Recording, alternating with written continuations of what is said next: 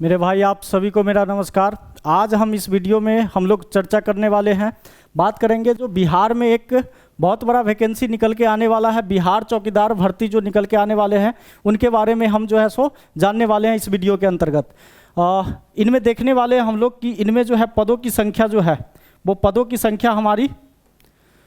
संख्या कितनी रहेगी, और शैक्षणिक योग्यता की बात की जाए तो एजुकेशनल क्वालिफिकेशन जो है वो क्या होनी चाहिए, एज क्राइटेरिया के बारे में देखेंगे, और इसके सिलेक्शन प्रोसेस जो है, चयन प्रक्रिया जो है वो किस तरीके से होंगे, और क्या क्या इनमें ज़रूरी दस्तावेज है, क्या क्या ऐसे डॉक्यूमेंट्स है जो आपके पास अगर है तो ठीक है, अगर नहीं है तो आपको बनवा लेनी चाहिए, और इनके सैलरी कितने होते हैं, उन सभी बातों पे आज हम चर्चा करने वाले हैं।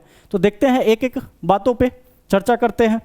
तो सबसे पहले अगर देखें तो पदों की विवरण अगर जानना चाहे तो पदों की संख्या जो है वो लगभग 10,800 पदों पे बहाली जो है सो ऐसा सुनने में आ रहा है कि 10,800 पदों पे बहाली जो है निकल के आने वाली है, या हो सकता है कि इससे ज़्यादा भी पदों पे बहाली निकल के आए, क्योंकि लगभग बताई जा रही है कि 20,000 के करीब जो है इनमें सीट जो है सो वो खाली पाई गई है, रिक्तियाँ पाई गई है। तो 10,800 पे आए या इससे ज़्यादा भी जो है सो ये वैकेंसी देखने को आपको मिल सकता है। इन पदों की जो नियुक्ति होगी वो जिला स्तर पे की जाएगी, यानी कि हर जिले में कितने रिक्तियां हैं उन रिक्तियों के अनुसार जो है रोस्टर तैयार करके और फिर उन जिलों में जो है सो उनकी बहाली कराई जाएगी। और इनकी बहाली जो कराई जाएगी वो कैसे कराई जाएगी, पंचायत आधारित चौकीदार के रूप में वो काम करने वाले हैं यहाँ पे। और शैक्षणिक योग्यता, अगर एजुकेशनल क्वालिफिकेशन की बात की जाए तो इन पदों पे जो है बहाली लेने के लिए, इन पदों के लिए सरकार ने न्यूनतम योग्यता जो है, कम से कम आप अगर 10वीं पास है,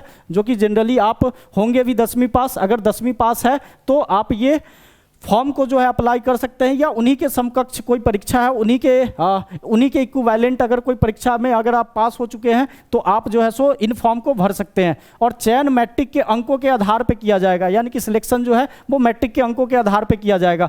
जो मेल कैंडिडेट है वो मेल कैंडिडेट को कम से कम साइकिल चलाने का ज्ञान जरूर होना चाहिए। अगर साइकिल चलाने का ज्ञान है और आपके मैट्रिक में अच्छे खासे मार्क्स बन रहे हैं तो आप निश्चित रूप से इन फॉर्मों को अप्लाई जरूर करें। महिला की बात की जाए तो महिला जो है वो महिला अभ्यर्थियों के लिए इन शर्तों में छूट दी जाएगी, यानी कि साइकिल चलाने में जो है सो महिला को छूट दी जा सकती है। और समान अंक वाले, जैसे मान ले कि अगर मेरिट बनाना ही हो तो मेरिट अगर मान ले कि 2 लोग हैं, कोई मान ले कि एक इंसान ए है और एक इंसान बी है, और मान ले कि इनके भी नंबर 400 बन रहे हैं, और मान ले कि मैट्रिक में इनके भी नंबर जो है 400 बन रहे हैं, तो फिर दोनों में से सिलेक्शन प्रायोरिटी जो है वो प्रायोरिटी किसको दिया जाए। तो ये प्रायोरिटी देने की बात है तो ये जो है यहाँ पे प्रायोरिटी उनको एज के अकॉर्डिंग जो है सो प्रायोरिटी दी जाएगी, जिनके एज जो है ज़्यादा बन रहे होंगे उनको प्रायोरिटी ज़्यादा दी जाएगी। तो इस तरह का सिलेक्शन प्रोसेस देखने को मिल सकता है।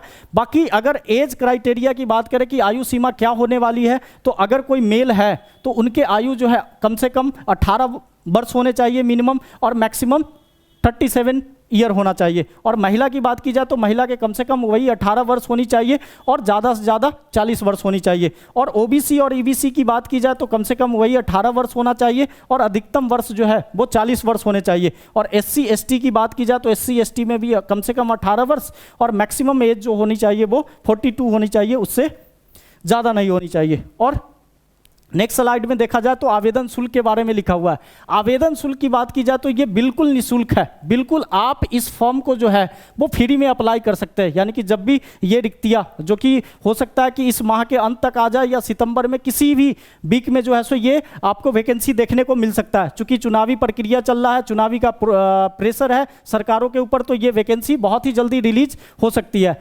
तो इनके जो है फॉर्म भरने के लिए बिल्कुल भी विद्यार्थी को 1 रुपये भी नहीं देना है, चाहे वो किसी भी कास्ट से बिलोंग कर रहे हो, वो बिल्कुल फ्री में भरेंगे। और चयन प्रोसेस की बात की जाए, सिलेक्शन प्रोसेस की, तो उनके मेरिट लिस्ट के आधार पर उनको जो है सो चयन किया जाएगा। और मेरिट लिस्ट जो बनेगा वो मेरिट लिस्ट मैट्रिक में उनके जो प्राप्त अंक होंगे, मार्क्स होंगे, उन मार्क्स के आधार पर उनको सिलेक्शन किया जाएगा। और सभी अभ्यर्थियों के लिए जरूरी जो दस्तावेज है वो दस्तावेज हम देखते हैं क्या क्या दस्तावेज जरूरी है।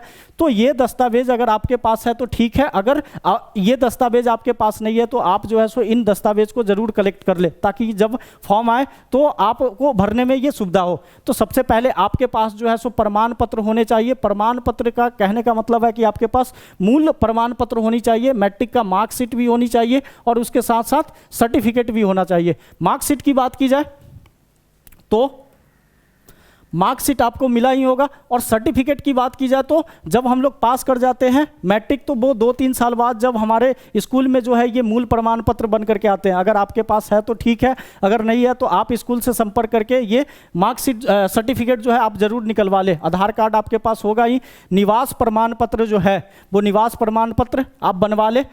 जाति प्रमाण पत्र भी अगर आपके पास SC ST या जिस भी कास्ट से बिलोंग कर रहे हैं वो बनवा ले। और एक आचरण प्रमाण पत्र भी बनवाना पड़ता है, ये जो है जब भर्ती निकलेगी तो आप बनवा लेना। साइकिल चलाने से संबंधित घोषणा पत्र उनके पास होना चाहिए, यानी कि आप साइकिल चलाना जानते हैं इसकी घोषणा पत्र आपके पास होने चाहिए। और दिव्यांग प्रमाण पत्र, जो भी दिव्यांग भाई है उनके पास दिव्यांग का सर्टिफिकेट होना चाहिए। और जो फ्रीडम फाइटर से है, स्वतंत्रता सेनानी, उनके पास भी जो है सो ये प्रमाण पत्र होने चाहिए। और हाल फिलहाल के जो रंगीन पासपोर्ट साइज फोटो आपके पास हो वो कम से कम 2 आपके पास होने चाहिए। और भी बातें हैं जिन पे हम बात करते हैं। वेतन की बात करें तो वेतन इनके लेवल 1 की वेतन होता है, जिनमें अगर वेतन की बात की जाए तो ओवरऑल जो आपको वेतन मिलते हैं वो कम से कम 18,000 से स्टार्टिंग होता है। और ये लगभग जो है ये करीबन देखा जाए तो 50,900 या 50 नहीं, लगभग 56,900 के करीब जो है इनके वेतन जो है सो दिए जाते हैं। तो इतने के रेंज में जो है सो सैलरी आपकी बनती है। और लेवल 1 की जॉब होती है। इनकी भूमिका क्या होता है, ये काम क्या करते हैं चौकीदार बनने के बाद, तो वो देखा जाए तो ये ग्रामीण चौकीदार की भूमिका बहुत अहम होती है। यह व्यक्ति पंचायत स्तर पर कार्य करता है और थाने तथा गांव के बीच सूचना श्रृंखला का काम करता है, बनाए रखता है। यह गांव में छोटी मोटी घटनाओं की जानकारी थाने तक पहुंचाने का काम करते हैं और किसी भी अपराध की जानकारी एकत्र करते हैं। ये सारी काम जो है सो इनका होता है, इनका भूमिका होता है। गांव में शांति बना करके व्यवस्था बनाए रखना इनका काम होता है। थाने को सूचना देने का इनका काम होता है। किसी भी घटना पर तुरंत जो है प्रतिक्रिया देना इनका काम होता है। और पंचायत व जनता के बीच जो है तालमेल बना करके रखना इनका काम होता है। तो ये वो पॉइंट्स थे जो इनकी भूमिका होता है, जो इनका काम होता है। और आगे अगर बात करें हम तो इस वीडियो में हम बात यही तक रखते हैं। बाकी अगर आपका कोई डाउट हो, बाकी इनके अलावा